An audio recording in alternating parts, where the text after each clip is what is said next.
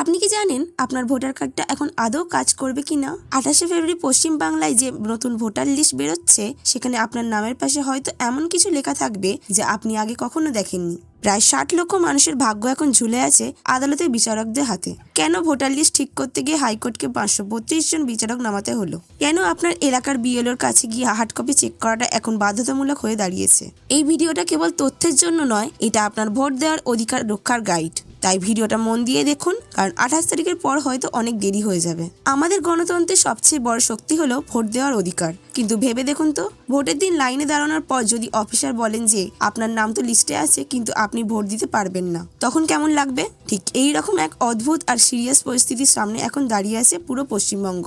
আসলে দীর্ঘ 21 বছর পর আমাদের রাজ্য ভোটার লিস্টের একটা বড়সড় অপারেশন চলছে, যাকে সরকারি ভাষায় বলছে স্পেশাল ইন্টেন্সিভ রিভিশন বা SIR। কেন এটার দরকার হলো? কারণ গত 20 থেকে 21 বছর তালিকায় প্রচুর মৃত মানুষ যারা এলাকা ছেড়ে চলে গেছেন তাদের নাম বা এমনকি জাল নামও ঢুকে গিয়েছিল বলে অভিযোগ উঠেছিল। তাই কমিশন ঠিক করলো বাড়ি বাড়ি গিয়ে তল্লাশি চালিয়ে লিস্ট একদম পরিষ্কার করে ফেলবে। এই কাজটা শুরু হওয়ার সময় রাজ্যে ভোটার ছিল প্রায় 7,66,00,000 মতো, কিন্তু প্রথম ধাপে থানা তল্লাশি চালানোর পর দেখা গেল প্রায় 58 লক্ষ ভোটার উধাও। কেউ মারা গেছেন, কেউ নিখোঁজ, আবার কেউ বা ভুয়ো। এই 58 লক্ষ নাম বাদ দিয়ে যে খসড়া তালিকা তৈরি হলো তাতে ভোটার সংখ্যা দাঁড়ালো 7,08,00,000। কিন্তু আসল টুইস্টটা শুরু হলো এরপর থেকে। এই 7,08,00,000 মানুষের তথ্য যখন কম্পিউটারে চেক করা শুরু হলো তখন বেরিয়ে এলো সব মাথা ঘুরিয়ে দেওয়ার মতো তথ্য, যাকে কমিশন বলছে লজিক্যাল ডিসক্রিপেন্সি বা যুক্তিগত অসঙ্গতি। ব্যাপারটা একটু বুঝিয়ে বলি। কমিশন আধুনিক সফটওয়্যারের মাধ্যমে 2002 সালের পুরনো লিস্টের সাথে আজকের ভোটারদের মিলিয়ে দেখার চেষ্টা করছিল। সেখানে দেখা গেল কোনো একজনের নামের সাথে 200 জনের বেশি সন্তান লিঙ্ক হয়ে আছে। আবার কোথাও দেখা যাচ্ছে পিতা আর সন্তানের বয়সের তফাৎ 10 বছরেরও কম। এগুলো তো বিজ্ঞানের হিসেবে অসম্ভব, কিন্তু এখানেই শেষ নয়। এই সফটওয়্যারে কিছু মারাত্মক ভুলের গল্পও আছে। যেমন ধরুন, কোনো আদিবাসী পরিবারের পদবি হয়তো জালজো, কিন্তু সফটওয়্যার সেটাকে ইংরেজি করতে গিয়ে লিখে দিল খালকু। আবার কেউ মোহাম্মদ লেখে, কেউ MD। এই ছোটখাটো বানানের ভুলের জন্য প্রায় 1,36,00,000 ভোটারকে কমিশন সন্দেহের তালিকায় ফেলে দিল। এর ফলে সারা রাজ্যে একটা হাহাকার আর আতঙ্ক তৈরি হলো যে তাহলে কি সত্যিকারের ভোটারদের নামও বাদ চলে যাচ্ছে? এই জট ছাড়াতে শেষ পর্যন্ত মুখ্যমন্ত্রী মমতা বন্দ্যোপাধ্যায়কে সুপ্রিম কোর্টের দ্বারস্থ হতে হলো। তিনি অভিযোগ তুললেন যে লজিক্যাল ডিসক্রিপেন্সির নামে আসল ভোটারদের ভোট দেওয়ার অধিকার কেড়ে নেওয়ার চেষ্টা হচ্ছে। অন্যদিকে কমিশন বলল রাজ্য সরকার ঠিকঠাক অফিসার দিচ্ছে না বলে কাজে করছে না। এই দুপক্ষের ঝগড়া আর আস্থার অভাব দেখে সুপ্রিম কোর্ট একটা নজিরবিহীন সিদ্ধান্ত নিল। আদালত বলল ভোটার লিস্ট ঠিক করার কাজটা শুধু অফিসাররা করলে হবে না, এর মধ্যে বিচারকদের সামিল করতে হবে। তাই কলকাতা হাইকোর্ট 532 জন বিচার বিভাগীয় আধিকারিক নিয়োগ করলো এই কাজ তদারকি করার জন্য। কাজের চাপ এতটাই বেশি ছিল যে ওড়িশা আর ঝাড়খণ্ড থেকেও 100 জন করে বিচারক চেয়ে পাঠাতে হলো।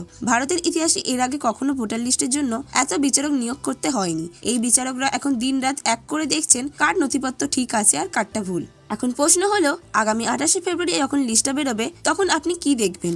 রাজ্য মুখ্য নির্বাচনী আধিকারিক মনোজ কুমার আগরওয়াল পরিষ্কার জানিয়েছেন যে ওই 7,08,00,000 মানুষের নামই লিস্টে থাকবে, কিন্তু সবার স্ট্যাটাস এক হবে না। ভোটারদের মূলত 3টি ভাগে ভাগ করা হচ্ছে। প্রথমত, যাদের সব ঠিক আছে তাদের নাম স্বাভাবিকভাবেই থাকবে। দ্বিতীয়ত, যাদের নামের পাশে লেখা থাকবে অ্যাডজুডিকেশন বা বিচারাধীন। বন্ধুরা, এই সংখ্যাটা কিন্তু কম নয়, প্রায় 60 লক্ষ মানুষের নামের পাশে এটা লেখা থাকবে। এর মানে হলো আপনার নথিপত্র এখনো বিচারকরা চেক করছেন, তাই আপনার ভাগ্য এখনো ঝুলে আছে। আর মনে রাখবেন, যতক্ষণ এই বিচার প্রক্রিয়া শেষ না হচ্ছে আর আপনি যোগ্য হিসেবে অনুমোদন না পাচ্ছেন ততক্ষণ আপনি ভোট দিতে পারবেন না। আর তৃতীয় ক্যাটাগরি হলো ডিলিটেড বা বাতিল ভোটার, যারা মৃত বা যাদের হদিশ নেই তাদের নামের নিচে স্পষ্ট ডিলিটেড লিখে দেওয়া হবে।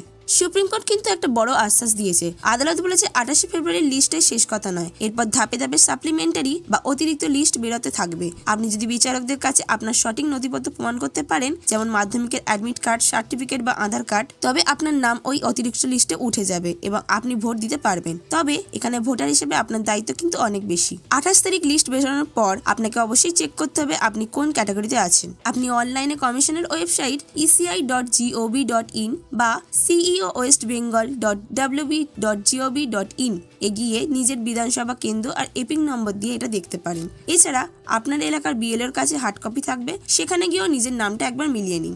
সবশেষে একটা কথা বলি বন্ধু, এই লড়াইটা শুধু একটা কার্ডের নয়, এটা আপনার নাগরিক পরিচয়ের লড়াই। ভোটার লিস্টে নাম থাকা মানেই আপনি এদেশের গর্বিত নাগরিক এবং ভোটার। তাই একটু সময় বের করে নিজের আর নিজের পরিবারের নামটা অবশ্যই যাচাই করে নেবেন।